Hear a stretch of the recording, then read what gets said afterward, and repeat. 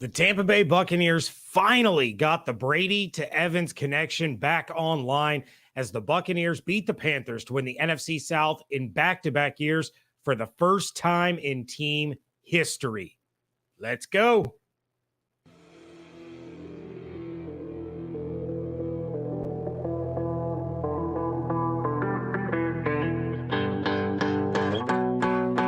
You are Locked On Buccaneers, your daily Tampa Bay Buccaneers podcast, part of the Locked On Podcast Network, your team every day.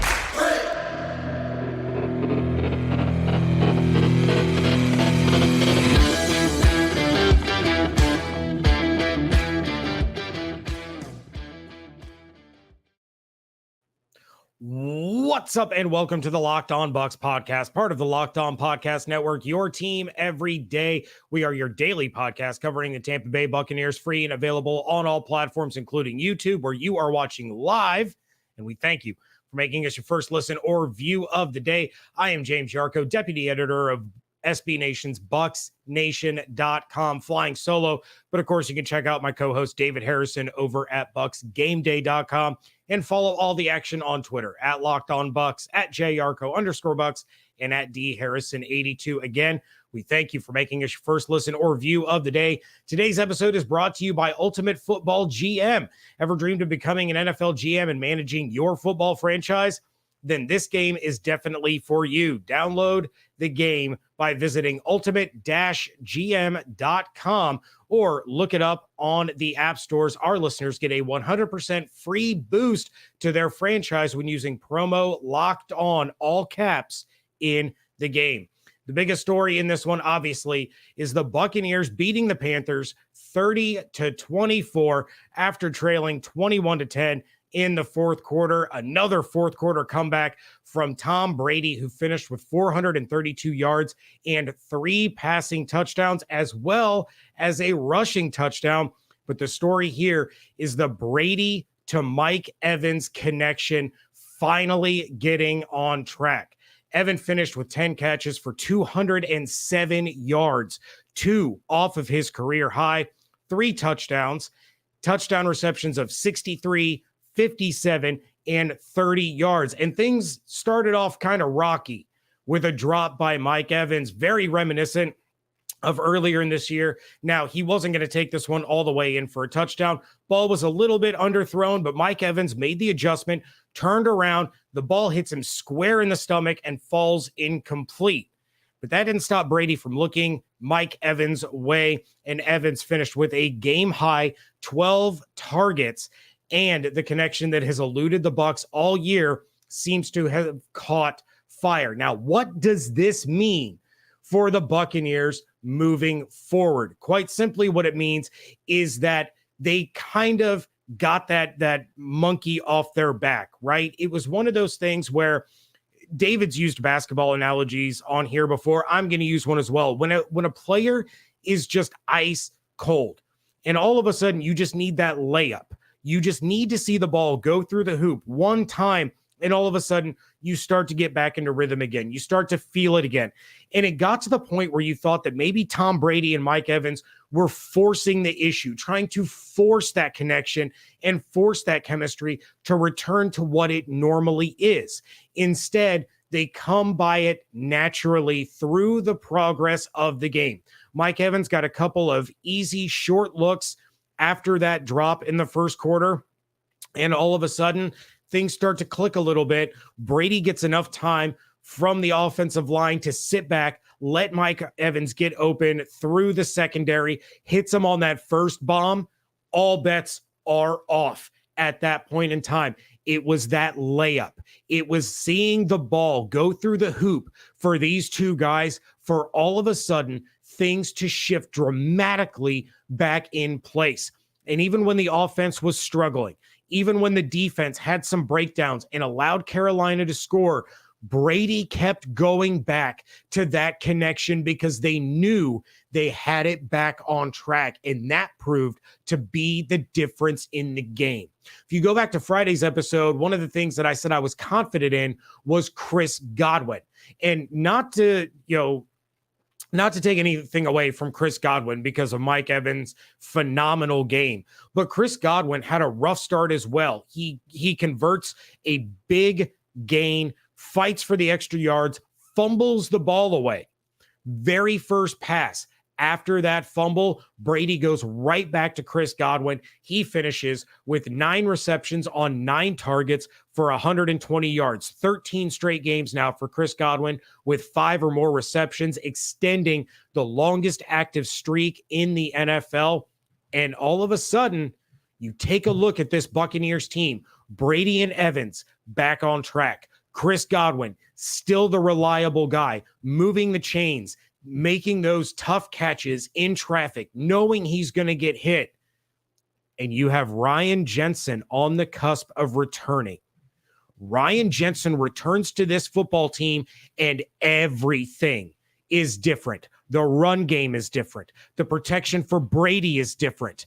The amount of time that receivers have to get open in the secondary, extend their routes, go for larger chunks, it's all different. And now the Bucs have solidified a playoff spot where it's even more likely that we see Ryan Jensen suit up and play center for the Tampa Bay Buccaneers this season. Now, it wasn't all great for the offense. Obviously, they had some stalls. They had some bad plays. The running game, once again, could not get on track.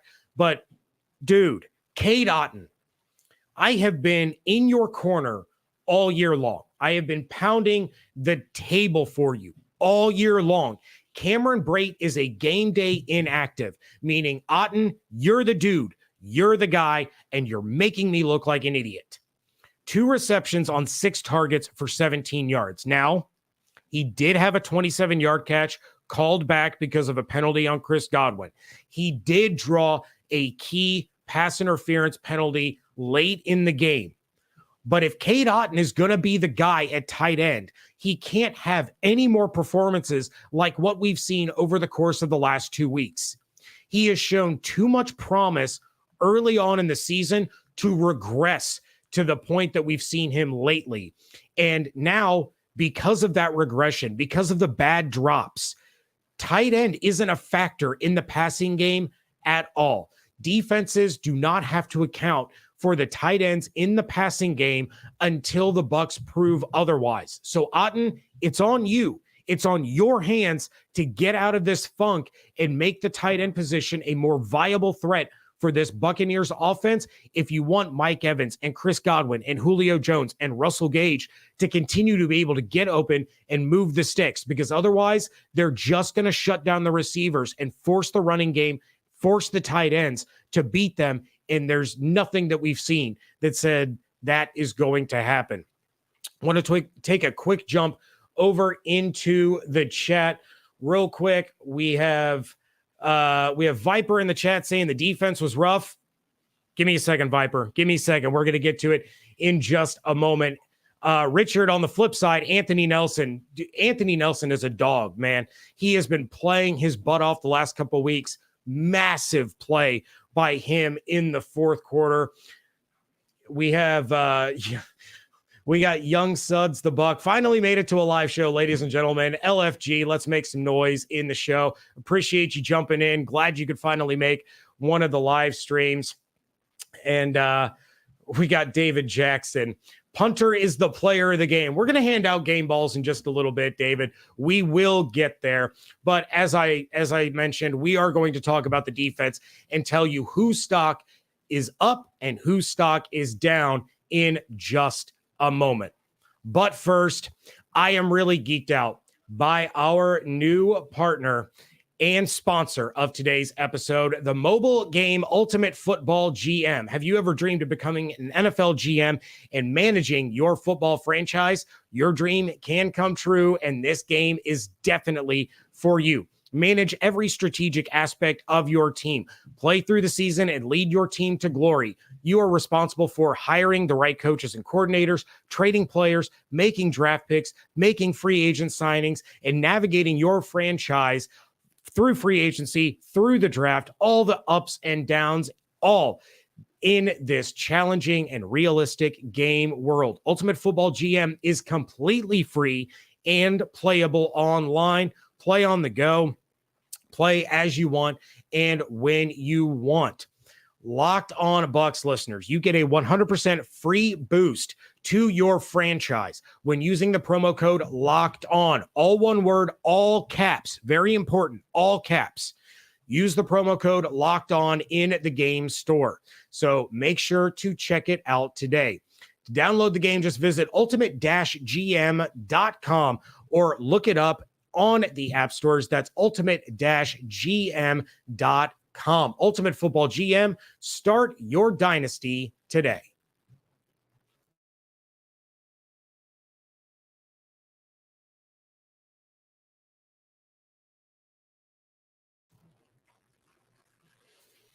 Thank you again for making Locked On Bucs your first listen or view of the day. Make sure you subscribe to the Locked On NFL podcast and get daily conversations on the biggest NFL stories, plus in-depth analysis on the biggest games with NFL key predictions every Friday. Monday, local insiders cover the weekend with game-to-game episodes. Locked On NFL, available on YouTube and wherever you get your podcasts. There was something going on in the defense that I want to address before I get to stock up and stock down. And we can dive into this more when David returns on the next episode. But this is something I saw a lot of running the Bucs Nation Twitter during the game, and I want to address it on here. Some of you may agree. Some of you may disagree. This is my stance on it. Antoine Winfield Jr. got a whole lot of hate in the Twitter mentions that I saw because of the game that he had. Defensive pass interference early in the game, got called for a defensive holding. He was the one in coverage on the DJ Moore touchdown, and he was getting beat up pretty bad by Bucs fans on Twitter. I'm going to say this. Antoine Winfield Jr. was set up for failure in this game. I will absolutely not back down on my stance that Antoine Winfield Jr. is an all-pro caliber safety. I'm going to say that again. All-pro caliber safety. Antoine Winfield Jr. was lined up at slot corner for pretty much this entire game. And he is not a slot corner. I understand you're beat up in the secondary. I understand you're missing Carlton Davis. You have Jamel Dean back. You have Sean Murphy-Bunting back, who played another outstanding game, had a huge interception in this game.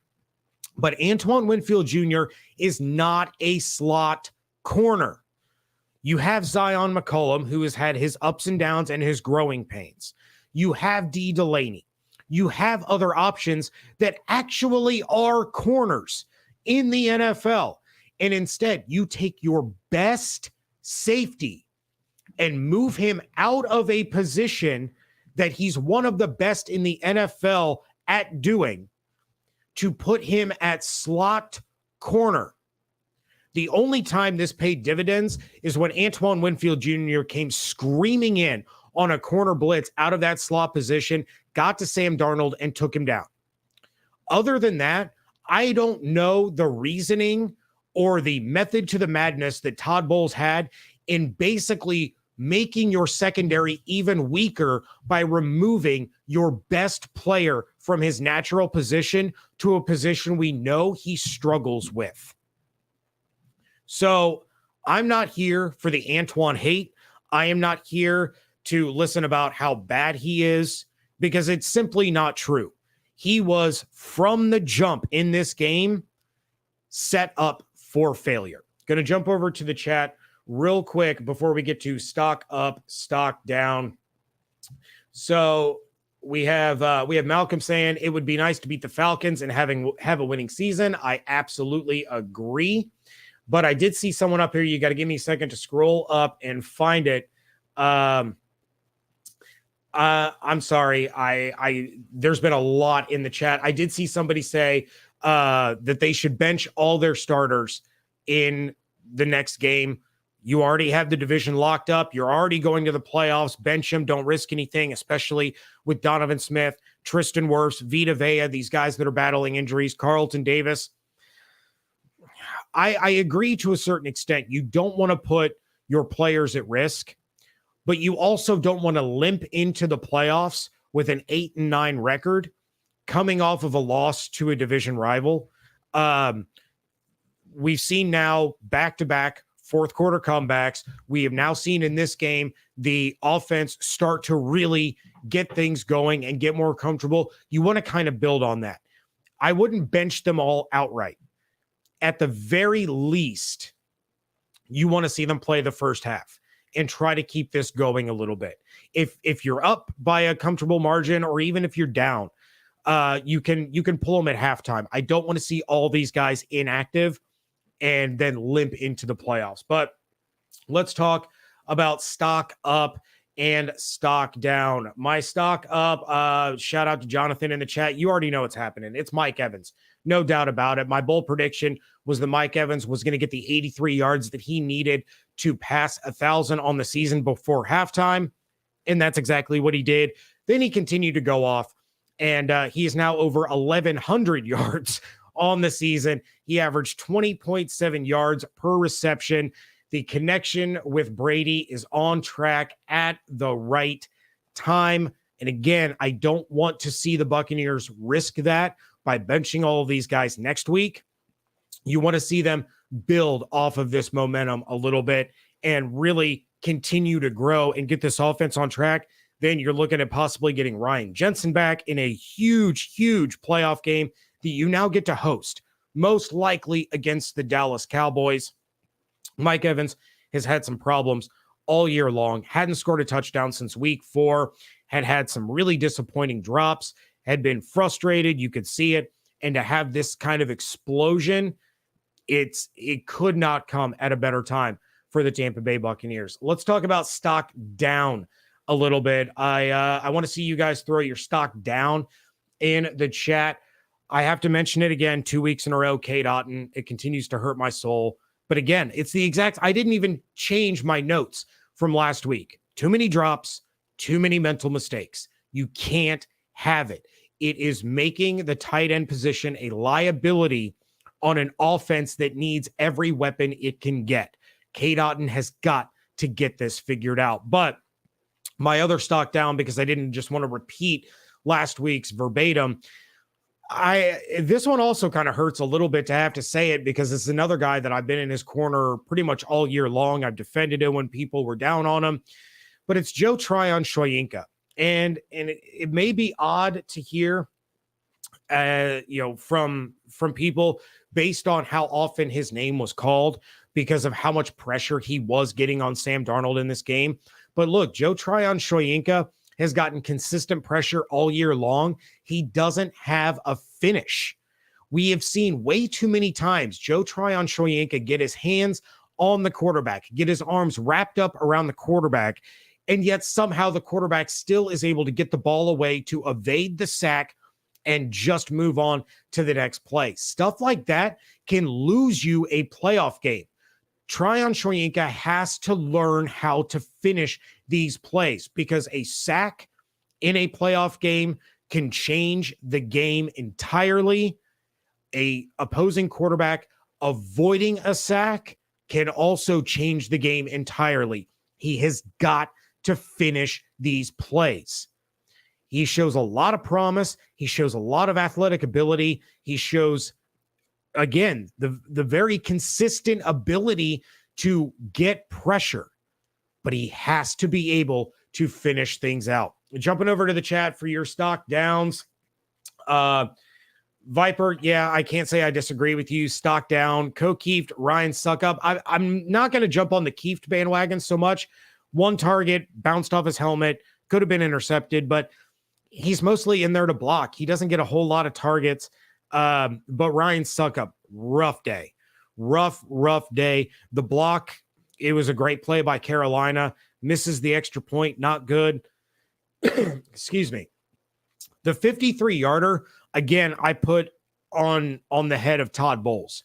Ryan Succup's long in pregame warmups was 52, and you're trotting him out there to kick a 53-yarder. If it's 50 or more, Succup needs to stay on the sideline. He can't make them, and that's okay. Like, honestly, at the end of the day, you want a kicker that can make those. If you're in a playoff situation, you need a field goal to tie or to win, and you're having to kick it from 51, yeah, you need that ability.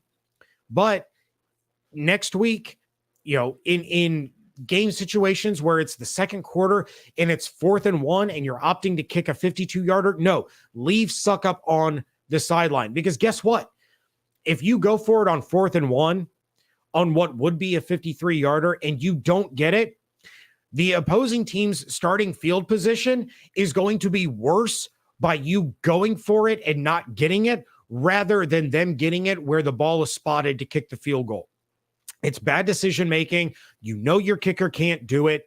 Inside 50, Succop has been pretty reliable all year long. The extra point miss was kind of an anomaly. He's been pretty solid all year. Outside of 50, he doesn't need to see the football field unless it's absolute, pure, and complete desperation.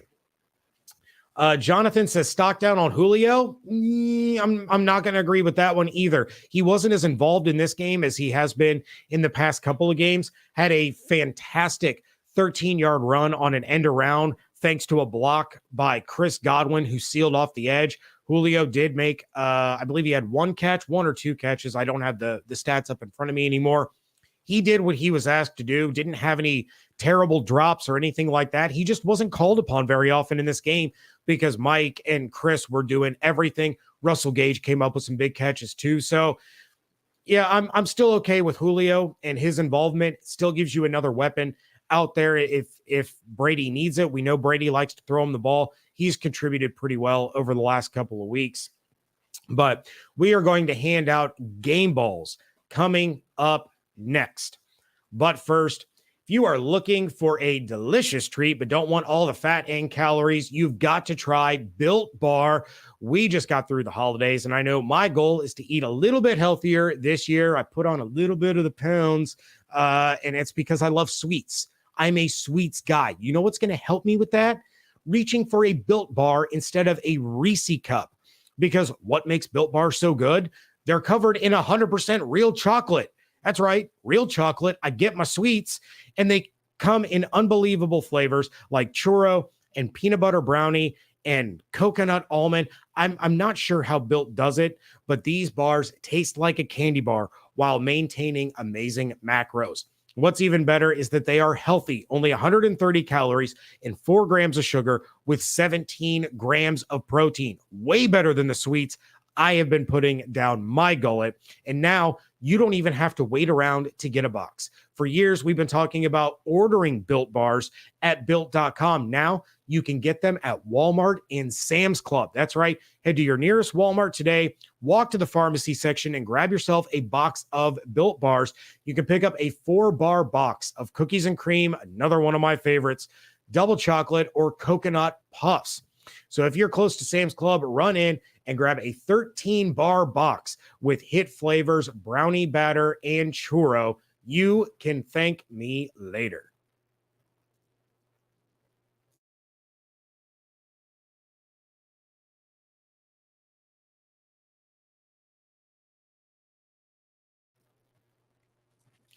Wrapping things up here on a live reaction episode of Locked On Bucs after the Buccaneers have punched their ticket to the NFL playoffs by winning the NFC South back-to-back years for the first time since the NFC South became a thing. That was way back in 2002 when the Bucs were the first ever NFC South division champions, went on to win the Super Bowl. But it is time to hand out game balls. Jumping over to the chat real quick. Jonathan says game ball to Built Bars. Yes, absolutely. They are delicious. Malcolm says Brady stock went way up today. I agree 100%, Malcolm. Brady played a phenomenal game. We're going to talk about him in just a moment. Real quick, Viper in the chat. Hainsey is low-key doing well. Robert Hainsey, you can't say enough good things about him. He has stepped up in a very difficult situation, replacing an all-pro center. And, this was a guy that played guard at Notre Dame. He has never played center until the Buccaneers drafted him and transitioned him to that position. He has stepped up and played very, very well. Very proud of what Hainsey has been able to do. Very excited for him.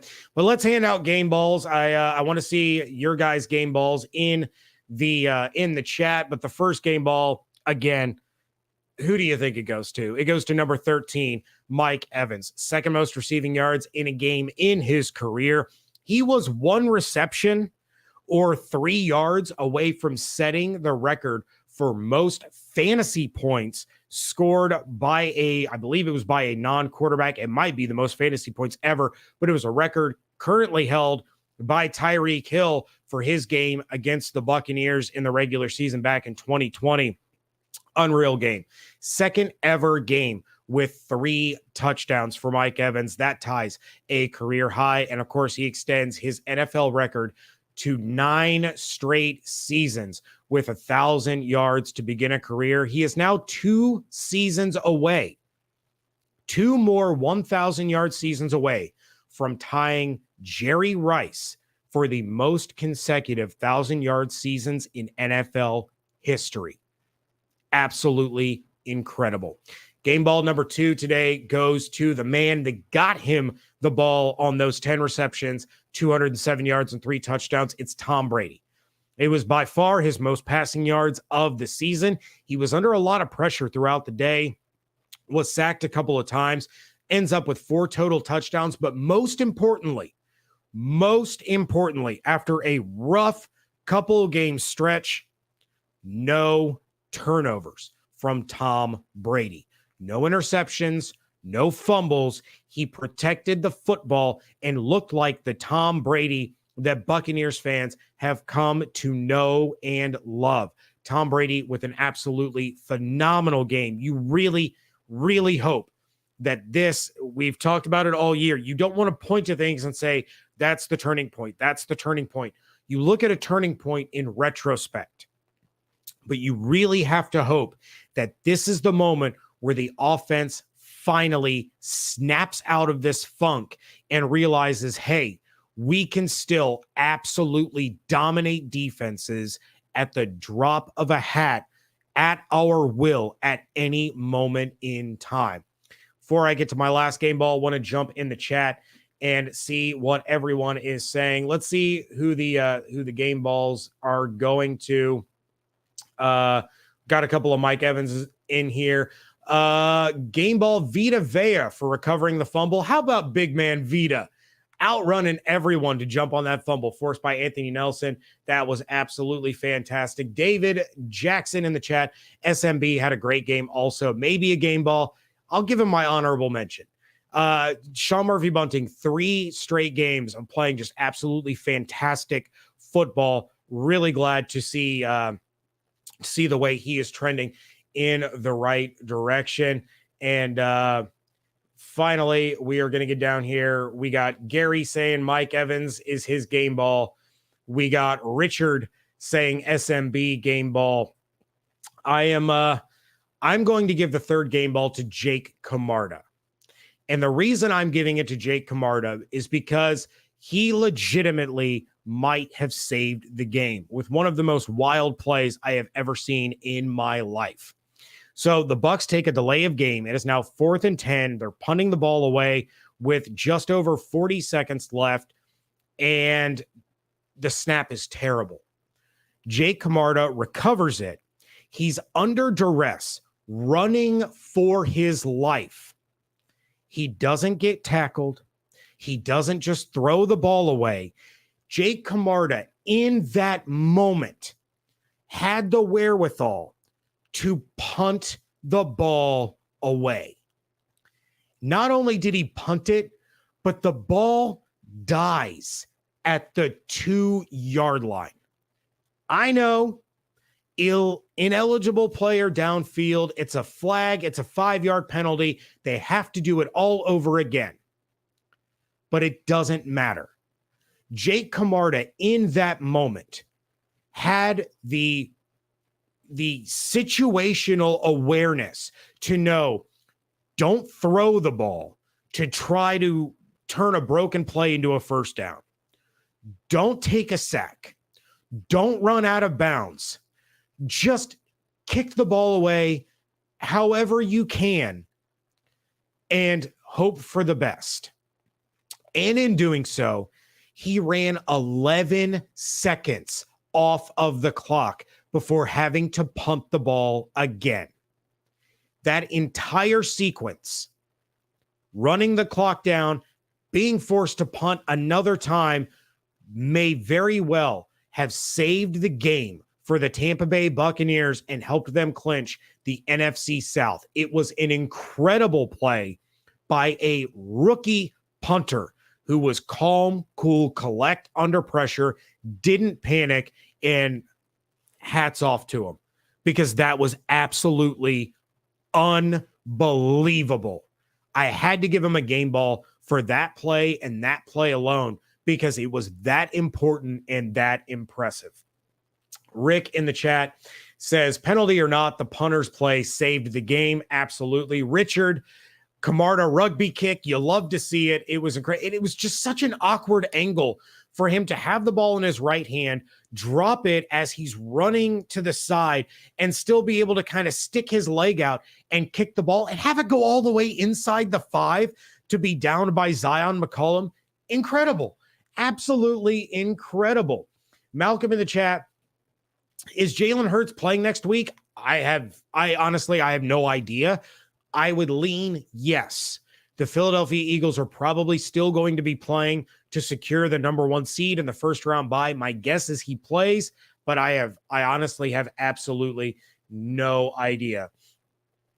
Young Suds in the chat, he was running out of bounds and angled back into play. Such a heads up play. Such an absolutely incredible heads up play. David in the chat says, thanks for your input, James. I literally listen to y'all every day. David, we appreciate you so much. We appreciate all of you for joining us on this live edition, for joining us each and every single day. We thank you for making Locked On Bucs your first listen or view every day. Make sure you subscribe to the NFL podcast and get daily conversations on the biggest NFL stories. Locked On NFL available on YouTube, wherever you get your podcasts. We will be back tomorrow with another episode. David will be back. He'll give his thoughts on an absolutely wild game. Until then, of course, you can check out what he's doing over at BucsGameDay.com. Check out my work over at BucsNation.com. And, of course, follow everything on Twitter at Locked On Bucs, at JYarko_Bucs, and at DHarrison82. Hope you all have an absolutely outstanding day. A happy new year to each and every one of you. Make sure that you are staying safe, staying healthy, and firing those NFC South champion cannons. And we thank you so much for joining us right here at Locked On Bucs.